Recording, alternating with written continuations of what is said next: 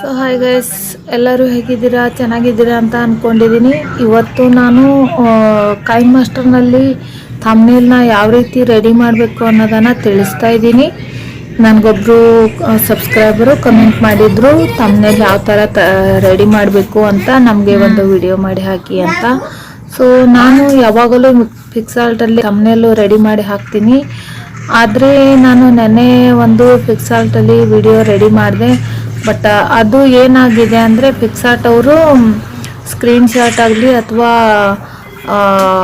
Video record ಮಾಡೋದಾಗಲಿ ಅದು ಸ್ಕ್ರೀನಲ್ಲಿ ಬರೋದೇ ಇಲ್ಲ. ಸೊ ಹಾಗಾಗಿ ನಾನು ಅದನ್ನು ಮತ್ತೆ ಡೆಲೀಟ್ ಮಾಡಬೇಕಾಯ್ತು. ಸೊ ಈಗ ನಾನು ರಿಪೀಟು ಕೈನ್ ಮಾಸ್ಟರ್ನಲ್ಲಿ ಥಂಬ್ನೇಲ್ನ ಯಾವ ಥರ ರೆಡಿ ಮಾಡೋದಂತ ತೋರಿಸ್ತಾ ಇದ್ದೀನಿ. ಸೊ ಬನ್ನಿ ನೋಡೋಣ.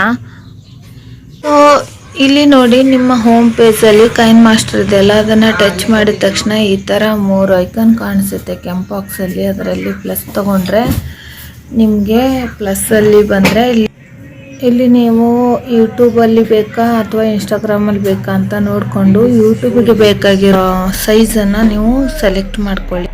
ಇಲ್ಲಿ ಮೇಲೆ ಮೂಲೆಯಲ್ಲಿ ನಿಮಗೆ ಬ್ಯಾಕ್ಗ್ರೌಂಡ್ ಸಿಗುತ್ತೆ. ಅದು ಬ್ಯಾಕ್ಗ್ರೌಂಡನ್ನು ಟಚ್ ಮಾಡಿ ಆಮೇಲೆ ನಿಮಗೆ ಬೇಕಾಗಿರೋ ಬ್ಯಾಕ್ಗ್ರೌಂಡನ್ನ ಆಯ್ಕೆ ಮಾಡ್ಕೊಳ್ಳಿ. ನೋಡಿ, ಇಲ್ಲಿ ಇಷ್ಟೊಂದು ಕಲರ್ಸ್ಗಳೆಲ್ಲ ಓಪನ್ ಆಗಿದ್ದಾವೆ. ನಿಮಗೆ ಬೇಕಾಗಿರೋ ಕಲರ್ಸ್ನಲ್ಲಿ ನೀವು ಬ್ಯಾಕ್ಗ್ರೌಂಡನ್ನ ಸೆಲೆಕ್ಟ್ ಮಾಡ್ಕೋಬೇಕು. ಸೆಲೆಕ್ಟ್ ಮಾಡ್ಕೊಂಡಿದ್ದಾದಮೇಲೆ ನಿಮಗೆ ಕೈನ್ ಮಾಸ್ಟರಲ್ಲಿ ಅದು ಕಾಣಿಸುತ್ತೆ. ಕಾಣಿಸಿದ ಮೇಲೆ ನೀವು ಅದ್ರ ಮೇಲೆ ಲೇಯರ್ ಪಾರ್ಟ್ ಓಪನ್ ಮಾಡಿ ಅಲ್ಲಿಂದ ನೀವು ನಿಮಗೆ ಬೇಕಾಗಿರೋ ಫೋಟೋನ ಆಯ್ಕೆ ಮಾಡ್ಕೊಳ್ಳಿ. ಮೀಡಿಯಾದಲ್ಲಿ ಫೋಟೋನ ಆಯ್ಕೆ ಮಾಡ್ಕೊಂಡಾದ್ಮೇಲೆ ಈ ರೀತಿ ಲೇಯರ್ ಪಾರ್ಟ್ ಮೇಲೆ ಬಂದಿರುತ್ತೆ. ನೀವು ಇದನ್ನು ಕ್ರಾಪ್ ಮಾಡ್ಕೋಬೇಕು. ನೋಡಿ, ಈ ಥರ ನಿಮಗೆ ಎಷ್ಟು ಸೈಜು ಬೇಕು ಅನಿಸುತ್ತೋ ಅಷ್ಟು ಸೈಜನ್ನು ನೀವು ಇದನ್ನು ಕ್ರಾಪ್ ಮಾಡ್ಕೋಬೇಕು. ಅದಾದಮೇಲೆ ಅದನ್ನು ಎತ್ತಿ ಯಾವ ಸೈಡಿಗೆ ಇಡಬೇಕು ಅಂತ ಅನ್ಕೋತಿರೋ ಅದೇ ಸೈಡಲ್ಲಿ ಈ ಫೋಟೋನ ಸೆಟ್ ಮಾಡಿ ಇಟ್ಬಿಡಿ. ಪ್ರತಿ ಸರಿನೂ ಇಲ್ಲಿ ಸೈಡಿಗೆ ಮೂಲೆಯಲ್ಲಿ ಒಂದು ರೈಟ್ ಮಾರ್ಕ್ ಇದೆ, ಅದನ್ನು ನೀವು ಅಬ್ಸರ್ವ್ ಮಾಡ್ಕೊತಾ ಇರಬೇಕು. ನಾನು ಫೋಟೋನ ಕ್ರಾಪ್ ಮಾಡಿದಾಗ, ತಂದಿಟ್ಟಾಗ, ಸೆಟ್ ಮಾಡಿದಾಗ ರೈಟ್ ಮಾಡಿರ್ತೀನಿ. ಅದನ್ನು ನೋಡ್ತಾ ನೋಡ್ತಾ ನೀವು ಹಾಗೆ ಕಲಿಬಹುದು. ಫೋಟೋದಿಂದ ಬಲಗಡೆ ಬರೋ ಖಾಲಿ ಜಾಗದಲ್ಲಿ ನಾವು ಹೌ ಟು ಕ್ರಿಯೇಟ್ ಥಂಬ್ನೇಲ್ ಅಂತ ನಾವು ಟೈಟಲ್ನ ಬರೆಯೋಣ.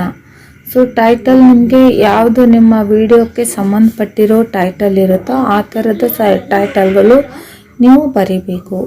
ಸೊ ಬರ್ದಾದ್ಮೇಲೆ ನೀವು ಯಾವ ರೀತಿ ಅದನ್ನು ಸೆಟ್ ಮಾಡಬೇಕು ಅಂತ ಈಗ ನೋಡ್ತಾ ಇರಿ.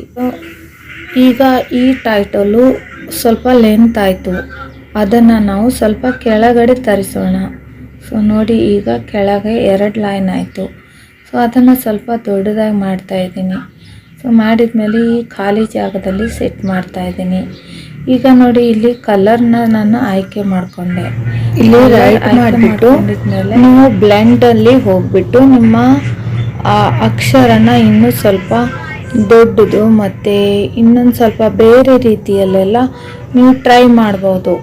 ನೀವು ಅಲ್ಲಿ ನೋಡಿ ಗ್ರೀನ್ ಕಲರ್ ಆಗ್ತಿದೆ, ಸ್ವಲ್ಪ ಹಿಂಗೆ ಕಲರ್ಗಳೆಲ್ಲ ಚೇಂಜ್ ಮಾಡ್ತಾ ಹೋಗ್ತಿದ್ದಂಗೆ ಬೇರೆ ಬೇರೆ ಕಾಣಿಸ್ತಿದೆ. ಸೊ ನಮಗೆ ಯಾವ ಥರ ಈ ಥಂಬ್ನೇಲಿಗೆ ಕೊಟ್ಟಿರೋ ಕಲರ್ನಲ್ಲಿ ಈ ಥಂಬ್ನೇಲಿಗೆ ಕೊಟ್ಟಿರೋ ಈ ರೈಟಿಂಗ್ ಕಲರಲ್ಲಿ ಎರಡಕ್ಕೂ ಅಂದರೆ ಬ್ಯಾಕ್ಗ್ರೌಂಡ್ ಕಲರಿಗೆ ಮತ್ತು ನಾವು ಬರವಣಿಗೆಗೆ ಕೊಟ್ಟಿರೋ ಕಲರಿಗೂ ಯಾವ ಥರ ಸೂಟ್ ಆಗುತ್ತೆ ನೋಡಿಕೊಂಡು ನೀವು ನಿಮ್ಮ ಥಂಬ್ನೇಲ್ನ ಇಡಬೇಕು. ಇಟ್ಟಾದಮೇಲೆ ಅದನ್ನು ನೀವು ಒಂದ್ಸರಿ ಈ ಸೈಡಿಗೆ ಬರುತ್ತೆ ನೋಡಿ ಕ್ಯಾಪ್ಚರ್ ಅಂತ, ಅದರಲ್ಲಿ ಒಂದ್ಸರಿ ನೀವು ರೈಟ್ ಮಾಡ್ಕೊಳ್ಳಿ.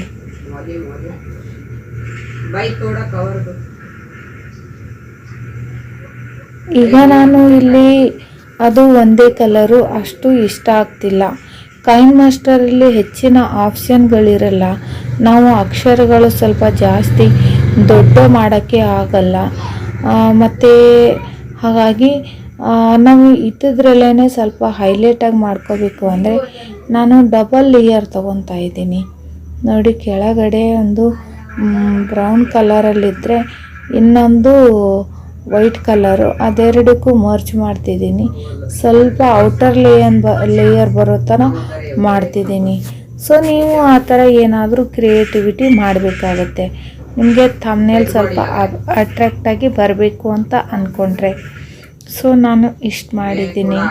ಸೊ ಈಗ ಇದು ರೈಟ್ ಆದ ತಕ್ಷಣ ಎಲ್ಲವೂ ಓಕೆ ಅನಿಸಿತು, ನಿಮಗೆ ಥಂಬ್ನೇಲ್ ಇದು ಓಕೆನಪ್ಪ ಅಂತ ಅನಿಸಿತು ಅಂದಮೇಲೆ ನೀವು ಲಾಸ್ಟಲ್ಲಿ ಈ ಸೈಡಿಗೆ ಬರೋ ಕ್ಯಾಪ್ಚರ್ನ ಒಂದ್ಸರಿ ನೀವು ಕ್ಯಾಪ್ಚರ್ ಸೇವ್ಡ್ ಅಂತ ಬರುತ್ತೆ, ಅದನ್ನು ನೀವು ಮಾಡ್ಕೊಳ್ಳಿ.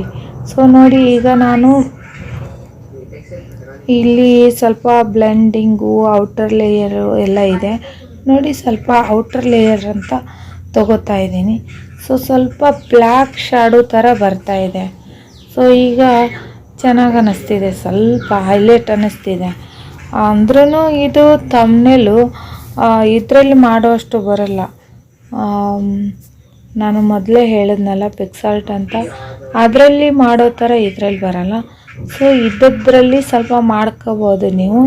ಸೊ ಮಾಡಿ, ಯಾವುದಕ್ಕೂ ನೀವು ಹೊಸಬರಾಗಿದ್ದರೆ ಮತ್ತು ದೊಡ್ಡ ಯೂಟ್ಯೂಬರ್ ಆಗಿರಲ್ಲ, ಇನ್ನೂ ನಿಮಗೆ ದುಡ್ಡು ಬಂದಿರಲ್ಲ. ಸೊ ಹಾಗಾಗಿ ನೀವು ಫ್ರೀಯಲ್ಲಿ ಸಿಗೋ ಒಂದು ಥಂಬ್ನೇಲ್ಗಳು ಆ್ಯಪ್ಗಳು ಯೂಸ್ ಮಾಡಬೇಕಾಗತ್ತೆ. ಈಗ ಹೇಗೆ ರೆಡಿ ಆಗಿದೆ, ಈ ಥರ ರೆಡಿ ಆಯಿತು. ಸೊ ಈ ವಿಡಿಯೋ ನಿಮಗೆ ಇಷ್ಟ ಆದರೆ ಲೈಕ್ ಮಾಡಿ, ಕಮೆಂಟ್ ಮಾಡಿ, ಶೇರ್ ಮಾಡಿ. Thank you.